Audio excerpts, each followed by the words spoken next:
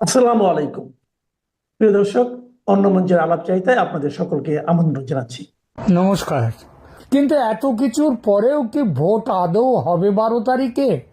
সংশয় কিন্তু তীব্র হচ্ছে দিনকে দিন।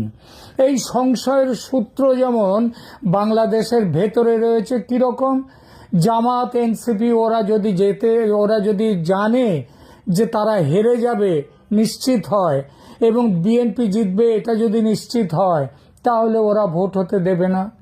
সুতরাং এই যে ভোট হবে কি হবে না এই সংশয়ের সূত্র যেমন বাংলাদেশের ভেতরে আছে, তেমনি আছে বাংলাদেশের বাইরেও। গত কয়েকদিনের ঘটনা প্রবাহের দিকে একবার নজর করুন। 5 আগস্ট 2024-এর সময় থেকেই বাংলাদেশের বর্তমান শাসকদের ভারত বিরোধী হুঙ্কার সমানে চলছে। সেই হুঙ্কারের অর্থাৎ ভারত বিরোধিতার যদি একটি গ্রাফ আঁকা যায়, তবে দেখা যাবে গত বছরের সেপ্টেম্বর অক্টোবরে গ্রাফ যতটা ওপরে ছিল, গত 3-4 মাসে সেই গ্রাফ বিশেষ করে গত 1.5-2 মাসে সেই গ্রাফ নিচে নামতে শুরু করেছে। এখন এই মুহূর্তে সেটা একেবারে সরল রেখায় না মিললেও আগের তুলনায় অনেকটাই ওপর থেকে নিচে নেমে এসেছে। ক্রিকেটের গোলমালটা ছেড়ে দিন, ওটা আসিফ নজরুলদের মতো কয়েকটা মাথা মোটার পাকামো আর পাকিস্তানের তোল্লাই খাওয়ার পরিণাম। ওই যে পাকিস্তান বলেছিল তোমরা বয়কট করো, আমরাও বয়কট করব, তারপর ঠিক সময়ে পাকিস্তান কেমন সুন্দর পিছিয়ে গেল, এখন মর বাংলাদেশ তুই মর। তো এই জায়গায় এনে দিয়েছে। বাংলাদেশের ভোটের বাজারে ভারত বিরোধিতা অনেক উচ্চগ্রামে উঠবে এই ভোটের সময়, এটা ভাবা গিয়েছিল। কিন্তু লক্ষ্য করে দেখুন, তা কিন্তু ওঠেনি। তারেক জিয়া ভারতের সঙ্গে একটি সমঝোতা করে দেশে ফিরেছেন, এটা তো বহুল প্রচারিত খবর। এটা নিয়েও আদৌ তেমন হইহল্লা নেই। যেন ভারত বিরোধিতার হঠাৎ কেউ সেই ভারত বিরোধিতায় লাগাম টেনে দিয়েছে। কিন্তু ঠিক এই সময়ই ভারতের পক্ষ থেকে বাংলাদেশে আশ্চর্য রকমের শক্ত অবস্থান নেওয়া হঠাৎই যেন শুরু হয়েছে। আর ভারতের সঙ্গে সঙ্গে আওয়ামী লীগের নেতৃত্বের মধ্যেও আলোড়ন। যারা অনেকটাই চুপচাপ ছিলেন গত প্রায় 16-17 মাস, তাদের সেই আলোড়ন হঠাৎই যেন তুঙ্গে উঠেছে। এর কোনো কিছুই বিনা কারণে নয়, বিনা কারণে হয় না। এ সব কিছু কোনোটাই আলগা নয়, গভীর সুতো দিয়ে বাঁধা আছে সব কিছু। আওয়ামী লীগের প্রসঙ্গটা দিয়ে শুরু করি। জানুয়ারির দ্বিতীয় অর্ধে দিল্লিতে আওয়ামী লীগের দুটো বড় প্রেস কনফারেন্স হয়ে গেল। এটা কিন্তু প্রথম। তার আগে আওয়ামী লীগের এই ধরনের কোনো প্রেস কনফারেন্স হয়নি। 23শে জানুয়ারিতে বিদেশি সাংবাদিকদের আয়োজিত কনফারেন্সে আবার শেখ হাসিনা প্রধানমন্ত্রী হিসেবে অডিও বার্তা দিলেন এবং সেই যারা এর আয়োজক, সেই আয়োজক যে সংস্থা, সেটা হচ্ছে একটা foreign correspondents club for south Asia. এই যে সংগঠন ভারতের কোনো সংগঠন নয়, তারা তাদের অডিটোরিয়ামে যে নিমন্ত্রণ পত্র ছাড়লো, সেখানে লিখে দিয়ে দিল প্রধানমন্ত্রী শেখ হাসিনা তিনি অডিও বার্তা দেবেন এখানে। ব্যাপারটা বুঝলেন? প্রধানমন্ত্রী সেই 23শে জানুয়ারি সফল হলো, কানায় কানায় ভর্তি হলো এবং ভারত সরকার না চাইলে, ভারত সরকার বাধা দিলে এটা হতেই পারতো না, কিন্তু ভারত সরকার বাধা দেননি। এবার শেখ হাসিনা প্রধানমন্ত্রী হিসেবে সেই কনফারেন্সে অডিও বার্তা দিলেন। আবার সেই দিনই ঢাকার British high commissioner Sarah Cook তিনি এসে গোপনে দেখা করলেন শেখ হাসিনার সঙ্গে। ভারত সরকার কোনো প্রোগ্রাম বা বৈঠকে সারা কুকের সঙ্গে বৈঠকেও বাধা দেয়নি। অথচ গত 1.5 বছর ভাবুন তো, শেখ হাসিনার গতিবিধি অত্যন্ত নিয়ন্ত্রণে রেখেছিল ভারত সরকার। তার কিছুটা অনেকটাই ছিল নিরাপত্তাজনিত কারণ, সেটা ঠিকই, কিন্তু তাছাড়াও ভারত যেন অপেক্ষা করছিল, ঠিক সময়ের অপেক্ষা। তারপর এখন সেই বর্তমানে সেই কঠোর নিয়ন্ত্রণ হঠাৎই তুলে নিয়েছে যেন ভারত। শেখ হাসিনা তার নিজের খুশি মতো যেটা ভালো মনে করছেন, যেটা ভালো বলবার মতো সেটা তিনি বলছেন। এই প্রসঙ্গে জি নিউজ নেটওয়ার্ক সংবাদ মাধ্যমে যে ইন্টারভিউ তিনি দিয়েছেন গতকাল, সেটাকে একটা বড়সড় বিগ বোম বললে ভুল বলা হবে না। কেন বিগ বোম বলছি? তার এসব কথা শুনলে মনে হবে যেন দেশে দ্রুত ফেরার ব্যাপারে তিনি একেবারে দৃঢ় নিশ্চিত হয়ে গেছেন। আজ থেকে এক সপ্তাহ আগে আমি ঘোড়ার মুখের খবর উদ্ধৃত করে প্রধানমন্ত্রী হাসিনা ফেব্রুয়ারি মার্চের মধ্যে দেশে ফিরবেন এই শিরোনামে একটি প্রতিবেদন করেছিলাম। সেই খবরটি আর জি নিউজের কালকের সাক্ষাৎকারটি একটু মিলিয়ে দেখুন, বুঝবেন যে আমি মন গড়া কথা বলিনি। আর এটা শেখ হাসিনার মনের ইচ্ছা মাত্র নয়, এর পেছনে বাস্তবতার ব্যাকআপ আছে বলেই এতটা দৃঢ়তার সঙ্গে ফেরার কথা বলতে পারছেন তিনি। বলার অপেক্ষা রাখে না যে এই ব্যাকআপ আসছে আর কোনো দেশ থেকে নয়, ভারত থেকে, সঙ্গে আছে রাশিয়া অবশ্যই। এবং কেবলমাত্র ভারত থেকে এই সংবাদটা শেখ হাসিনার কাছে আসার ফলেই শেখ হাসিনা এতটা তিনি সাহসী হয়ে গেছেন, নিশ্চিত হয়ে গেছেন যে তিনি বাংলাদেশে ফিরবেন এবং এই ফেব্রুয়ারি মার্চের মধ্যেই। 1971 ভারত যেমন পূর্ণ সামরিক শক্তি নিয়ে দাঁড়িয়েছিল পূর্ব বাংলার মুক্তিকামী মানুষের পাশে, এই 2026 সালে গত 18 মাসের সমস্ত দ্বিধা, দ্বন্দ্ব, সংশয় এবং অপেক্ষা কাটিয়ে ভারত আবার বাংলাদেশের মানুষের পাশে দাঁড়াতে চলেছে।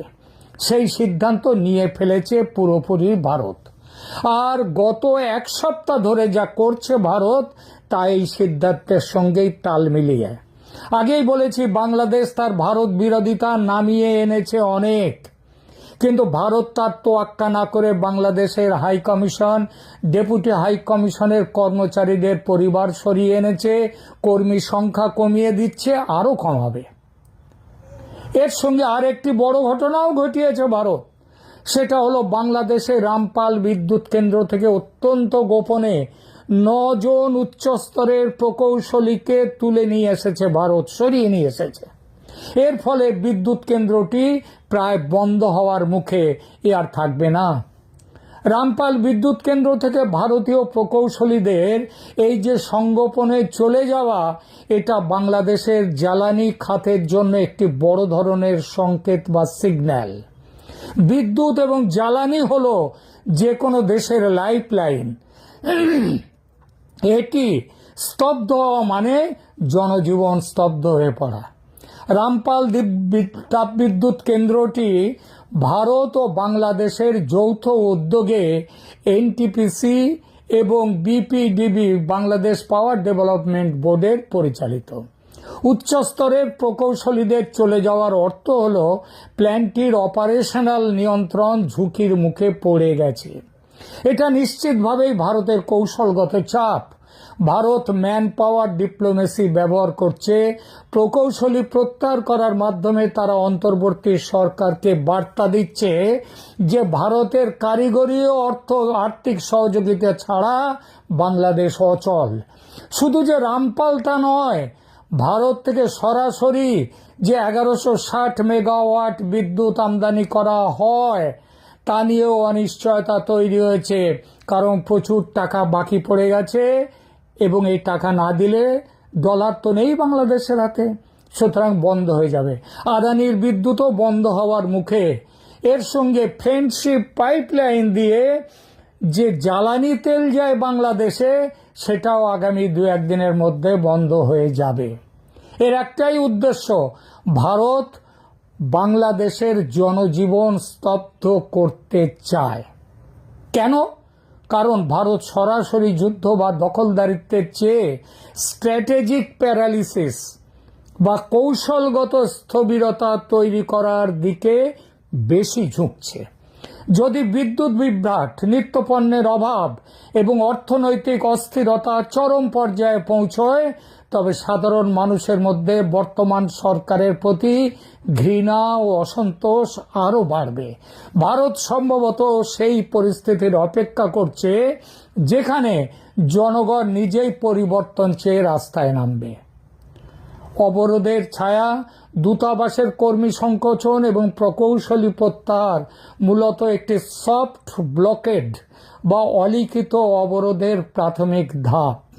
কিন্তু গত 16-17 মাসে তো ভারত এতটা অ্যাগ্রেসিভ ছিল না। তাহলে এখন কেন? কারণ এই 12ই ফেব্রুয়ারির নির্বাচন। ভারত চেয়েছিল একটি অবাধ, সুষ্ঠু, সব রাজনৈতিক দলের অংশগ্রহণের মাধ্যমে তৈরি হোক একটি সরকার। বাংলাদেশ তাতে কর্ণপাত করেনি। আমেরিকা ও পশ্চিমের দেশগুলোর ষড়যন্ত্রে জামাতের উগ্র ধর্মীয় সরকার প্রতিষ্ঠার সিদ্ধান্ত নিয়েছে পশ্চিমী দুনিয়া, আমেরিকা। এই পরিস্থিতি ভারতকে বাধ্য করেছে একটা ড্রাস্টিক অ্যাকশন নিতে। আমি বহুদিন ধরে বলে আসছি, সামরিক অভিযান ভারতের ফাইনাল অপশন, একদম চূড়ান্ত। তার আগে অবধি সমস্ত অপশনগুলো তারা দেখে নেবে। তার আগে জনজীবন পুরোপুরি স্তব্ধ করে দেওয়ার এই প্রক্রিয়া, আর সেটা ভারত করবে 12ই ফেব্রুয়ারির ভোটের আগেই। 12ই ফেব্রুয়ারি নির্বাচনের জন্য যে পরিবেশ প্রয়োজন, বর্তমান পরিস্থিতিতে তা ক্রমেই ঘোলাটে হচ্ছে। জ্বালানি সংকট এবং কূটনৈতিক টানাপোড়েনের মধ্যে একটি জাতীয় নির্বাচন আয়োজন করা অত্যন্ত কঠিন। যদি বিদ্যুৎ না থাকে এবং জনজীবন স্তব্ধ থাকে, তবে ভোটারদের উপস্থিতি এবং ভোট কেন্দ্রের নিরাপত্তা নিশ্চিত করা দুষ্কর। নির্বাচন তাই স্থগিত হওয়ার সম্ভাবনা আছে। রাজনৈতিক মহলে জল্পনা চলছে যে যদি নিরাপত্তা পরিস্থিতি এবং অর্থনৈতিক সংকট নিয়ন্ত্রণ না করা যায়, তবে অন্তর্বর্তী সরকার নির্বাচন পিছিয়ে দিতে বাধ্য হবে। ভারত এই অনিশ্চয়তাকেই ত্বরান্বিত করতে চাইছে, যাতে তাদের পছন্দের সমীকরণগুলো মেলানোর সময় পাওয়া যায়, যাতে কোনো নিরপেক্ষ তদারকি সরকার এসে আওয়ামী লীগের ওপর থেকে নিষেধাজ্ঞা তুলে নিতে পারে, নির্বাচনের দিন নতুন করে ধার্য করতে পারে এবং ফ্রি, ফেয়ার ও ইনক্লুসিভ নির্বাচনের ব্যবস্থা করতে পারে। আপনি যদি লেগে থাকেন, চেষ্টা চালিয়ে যান, ধৈর্য ধরে নিয়মিত কাজ করতে থাকেন, আপনার কাজের মধ্যে ধারাবাহিকতা থাকে, তাহলে আপনি একদিন সফল হবেনই। এর সাম্প্রতিক উদাহরণ হচ্ছে আমাদের ডার্বি ভাই, যাকে আপনারা সবাই অনেকে নাপা বলে থাকেন, প্যারাসিটামল না তো নাপা বলে থাকেন, নাসিরউদ্দিন পাটোয়ারি, যাকে আবার অনেকে তিনি যেহেতু একটু ধূমপান করতেন, ডার্বি সিগারেট, এই জন্য ডার্বি নাসির বলেন। তিনি সাম্প্রতিক উদাহরণ যে লেগে থাকলে, চেষ্টা চালিয়ে গেলে সফল হওয়া যায়। তিনি দীর্ঘদিন ধরে চেষ্টা করে যাচ্ছিলেন যে কোনো না কোনোভাবে যাতে তিনি মার খেতে পারেন।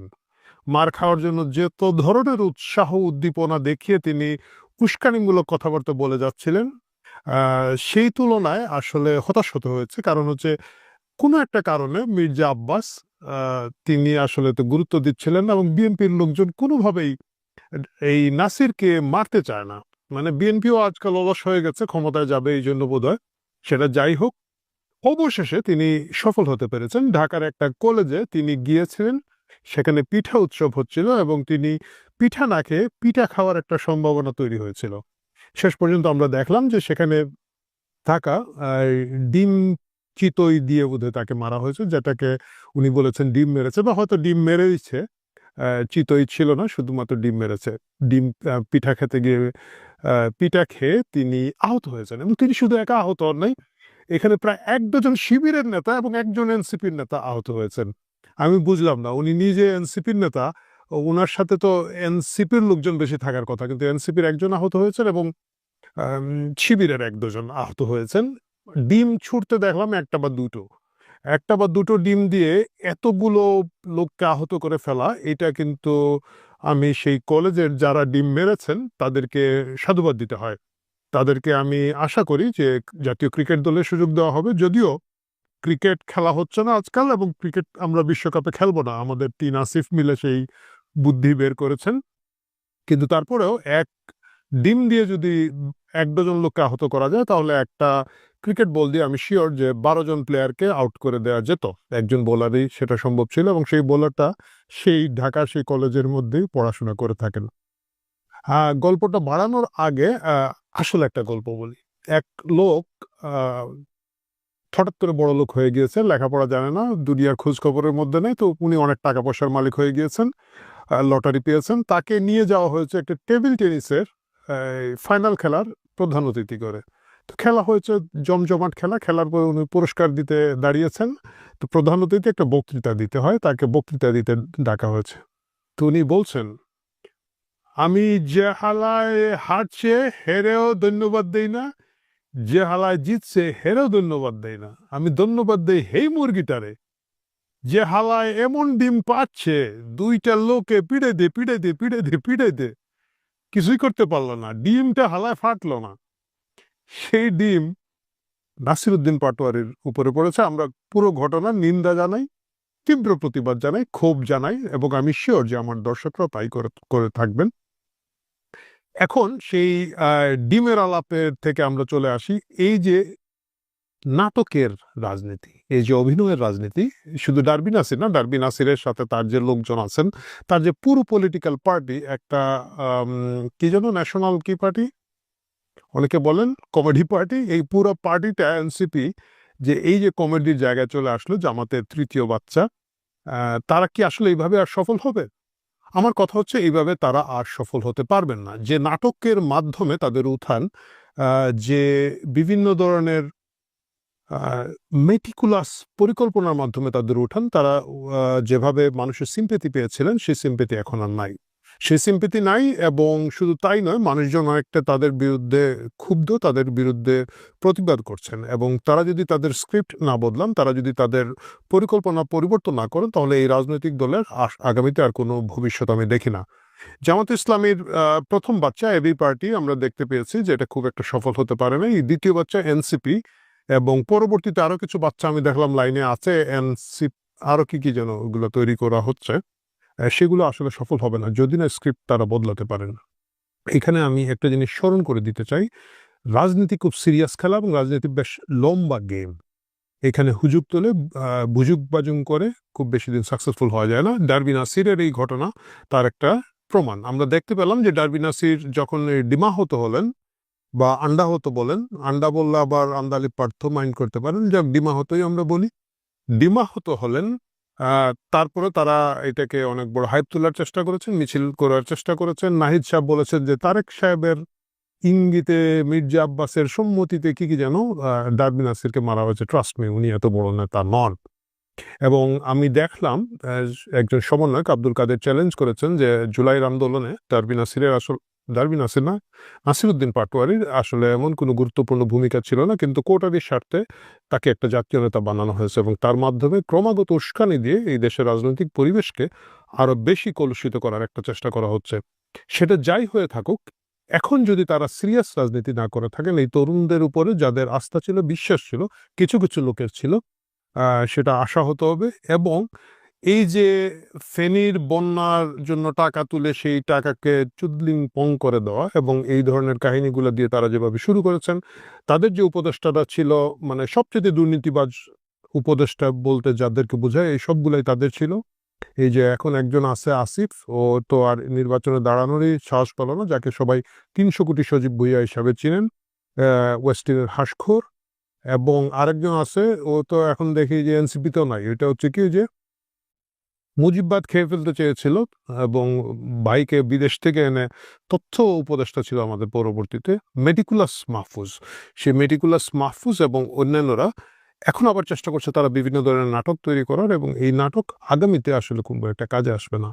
সিরিয়াস রাজনীতি তাদেরকে করতে হবে, এবং সিরিয়াস রাজনীতি যদি তাদের করতে হয় তাহলে শুধু জামাতের জোটে গেলে হবে না, তাদেরকে জামাতের ভিতরে প্রবেশ করে ফেলতে হবে। এবং আমার ধারণা নির্বাচনের পরে তাই হবে। অধিকাংশ রাজনীতিবিদ, এইসব তরুণ রাজনীতিবিদ, তারা জামাতে ঢুকে যাবেন, এবং তারা গুপ্ত এনসিপি থেকে, আগে গুপ্ত ছাত্রলীগ ছিলেন, গুপ্ত এনসিপি থেকে প্রকাশিত জামাত হয়ে যাবেন। সততার সাথে রাজনীতি করুন, প্রকাশ্যে রাজনীতি করুন, এইসব ডিমাহতের নাটক বাদ দিতে হবে, এই ধরনের ছদ্মবেশী গুপ্ত অভিনয় বাদ দিতে হবে। সাদাকে সাদা বলুন, স্পেডকে স্পেড বলুন, রাজনীতিকে রাজনীতি বলুন। এটা তাদের জন্য ভালো হবে এবং তাদের এই নাটক থেকে দেশ ও জাতি মুক্ত হবে। আমি আলোচনার শেষে মির্জা আব্বাসকে দোয়া করতে চাই। বেচারা এই বুড়া বয়সে বড়ই একটা খতরনাক অবস্থায় পড়েছেন। তার এখানের মধ্যে আগে একজন ছিল কি টস ছিঁড়ে ফেলা, হাদি সাহেব ছিলেন। হাদি সাহেব মারা গেছেন, আল্লাহ তাকে বেহেশত নসিব করুক। তারপরে নাজিল হয়েছে এই ডারবি নাসির, এবং একই সাথে আরেকটা দেখলাম মুকুট পরে ঘুরে বেড়াচ্ছে এই রাতামু রোগের মতো, মেঘনা আলম। ওই আরেক নাটক ট্রাক মার্কা নিয়ে দাঁড়িয়েছে। কি যেন কোন এক অ্যাম্বাসেডারের, সৌদি অ্যাম্বাসেডারের চাকরানি না কিছু একটা ছিলেন বোধহয় উনি। যাই হোক, কারো পেশাকে আমি ছোট করে দেখি না। তারা এইখানের মধ্যে ক্রমাগত মির্জা আব্বাসের সাথে নাটক করে বেড়াচ্ছেন।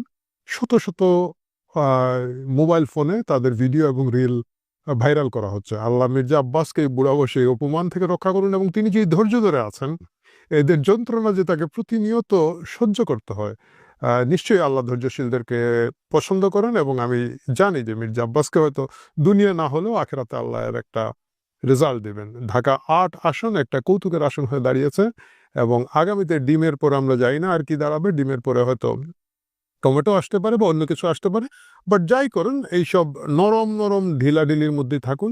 জিনিসটা যাতে সন্ত্রাসের দিকে না যায়, জিনিসটা যাতে উস্কানির দিকে না যায়, সেই দিকে আমাদের সকলেরই লক্ষ্য রাখা উচিত।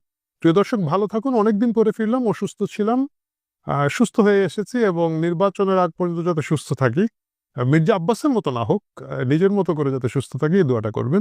বাংলাদেশ একটা ভয়াবহ অবস্থার মধ্য দিয়ে বাংলাদেশকে অতিবাহিত করতে হচ্ছে, এবং গোটা বাংলাদেশটা কিভাবে চলছে তার সবচেয়ে বড় একটা, যদি আমরা আলাদা করে হিসেবে নেই, এটা এই বাগেরহাট সদর উপজেলা ছাত্রলীগের সভাপতি জুয়েল হাসান সাদ্দামের সঙ্গে যেটা ঘটেছে সেটা থেকেই কিন্তু প্রমাণিত হবে। একটা হচ্ছে যে গোটা দেশটাই ভুয়ো মামলা দিয়ে, যে মামলায় জুয়েল হাসান সাদ্দামকে গ্রেপ্তার দেখানো হয়েছে, যেই মামলার ঘটনাটি ঘটার সময়ে তিনি ভারতে চিকিৎসাধীন ছিলেন। ভারতে চিকিৎসাধীন থেকে তারপর তিনি দেশে প্রত্যাবর্তন করেছেন। তো গোটা দেশে ভুয়ো মামলাগুলোর বলি শুধুমাত্র জুয়েল হাসান সাদ্দাম নয়, যারা লাখো নেতাকর্মী কারাগারে আছে, পালিয়ে বেড়াচ্ছে, অনেকে জীবন দিয়েছে, পরিবার সহিংসতার শিকার হয়েছে, এটি একটি প্রমাণ। আরেকটি হচ্ছে যে আমাদের এই জামিন পাওয়া যে অধিকার, জামিন পাওয়া তো যে কোনো জামিন পাওয়া কিন্তু কারো দয়া দাক্ষিণের বিষয় না। জামিন একজন আসামির অধিকার, এবং একজন মানুষের, বাংলাদেশের একজন সাধারণ নাগরিকের রাইট টু ফেয়ার ট্রায়াল, ন্যায় বিচারের অধিকার রয়েছে।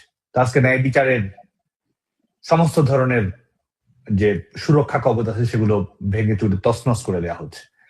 আরেকটি হচ্ছে যে এই যে মাসের পর মাস অতিক্রম করে কেউ 2 বছরের কাছাকাছি হতে চললে তারা এই কারাগারে বন্দী অবস্থায় রয়েছে, কোনো ধরনের জামিন পাওয়ার কোনো অধিকার নেই, অনেককে আদালতে নেওয়া হয় না, এবং কারাগারের অভ্যন্তরে তাদেরকে কি রকম জীবনযাপন করতে হয় তার অনেক রকম নমুনা কিন্তু আমাদের কাছে ইতিমধ্যেই আসতে শুরু করেছে। এবং যে ধরনের মামলায় তাদেরকে গ্রেপ্তার দেখানো হয়েছে এবং যার প্রেক্ষিতে জামিন দেওয়া হচ্ছে না, এর প্রত্যেকটি কিন্তু বাংলাদেশের আইন আদালতের খোঁজ খবর রাখেন, তারা সবাই জানেন যে এই ধরনের জামিন খুবই স্বাভাবিক একটা রুটিন প্রক্রিয়া মাত্র, যে কোনো মামলায় প্রক্রিয়াতেই কেউ জামিন পেতে পারে। এমন বাংলাদেশের গুরুতর অপরাধের ক্ষেত্রেও জামিনের বিষয়ে আদালত কিছু ক্ষেত্রে হয়তো স্থগিত করতে পারে, বিলম্বিত করতে পারে। গুরুতর অপরাধের ক্ষেত্রেও শেষ পর্যন্ত কিন্তু জামিন অবশ্যই কিন্তু যেগুলো, যে ধরনের যে ধারায় তাদের বিরুদ্ধে মামলা করা হয়েছে, যে আইনের আশ্রয় গ্রহণ করা হয়েছে, সেটি অনুযায়ী কিন্তু